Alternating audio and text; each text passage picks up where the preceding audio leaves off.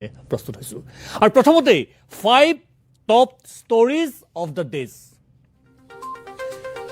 জাগিৰোডৰ নগাঁও কাগজ কলত উপস্থিত উদ্যোগপতি চন্দ্ৰমোহন পাটোৱাৰী। অসম চৰকাৰক আনুষ্ঠানিকভাৱে হস্তান্তৰ কাগজ কলৰ সম্পত্তি।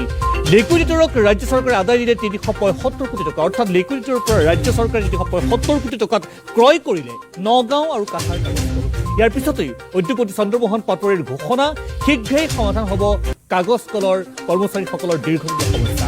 সকলো কৰ্মচাৰীকে প্ৰাপ্য ধন আদায় দিয়া হ'ব বুলিও আশ্বাস দিয়ে মন্ত্ৰী পাটোৱাৰীয়ে। আজিৰ দিনটোক ঐতিহাসিক দিন আখ্যা দি ৰাজ্যৰ উদ্যোগপতিগৰাকীৰ ঘোষণা, কাগজ কলৰ ভূমিক লৈ শীঘ্ৰেই নতুন পৰিকল্পনা কৰিব অসম চৰকাৰে। উপস্থিত হৈ চন্দ্ৰমোহন পাটোৱাৰীয়ে কয়, দুটা মিলৰে ইউনিয়ন আৰু আমি চৰকাৰ মুখ্যমন্ত্ৰীৰ অধ্যক্ষতাত আমি বহি যিটো সিদ্ধান্তত আমি উপনীত হ'লোঁ, সেই সিদ্ধান্ত মৰ্মে আমি এই লিকুইডেটৰে এইটোত আমাৰ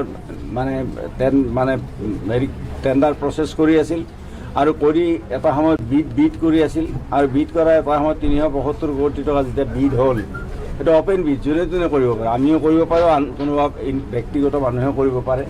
গতিকে আমি 375 টকা বিড যেতিয়া হ'ল, আমি অসম চৰকাৰে আমাৰ AIDC তাত বিড তেওঁলোকে কৰিলে আৰু বিডিং কৰাৰ পিছত AIDCক ছাকচেছফুল বিডাৰ হিচাপে গণ্য কৰা হৈছে আৰু সেই হিচাপে আমি লিকুইডেটৰক আজি তেওঁৰ যিখিনি পাবলগীয়া আছে 375 কোটি টকা আজি আমি তেওঁলোকক দিলোঁ আৰু দিয়াৰ পিছত তেওঁলোকে আমাক এই যিটো 375 কোটি টকা পোৱাৰ পিছত এই জাগিৰোড পেপাৰ মিলৰ মাটি আৰু মেচিনাৰী ইয়াত যিখিনি আছে সমগ্ৰ সা সম্পত্তি আৰু 5 গ্ৰাম পেপাৰ মিলৰ সকলো সা সম্পত্তি আৰু তেওঁলোকে আমাক আজিৰ দিনটোত হেণ্ড অভাৰ কৰিছে।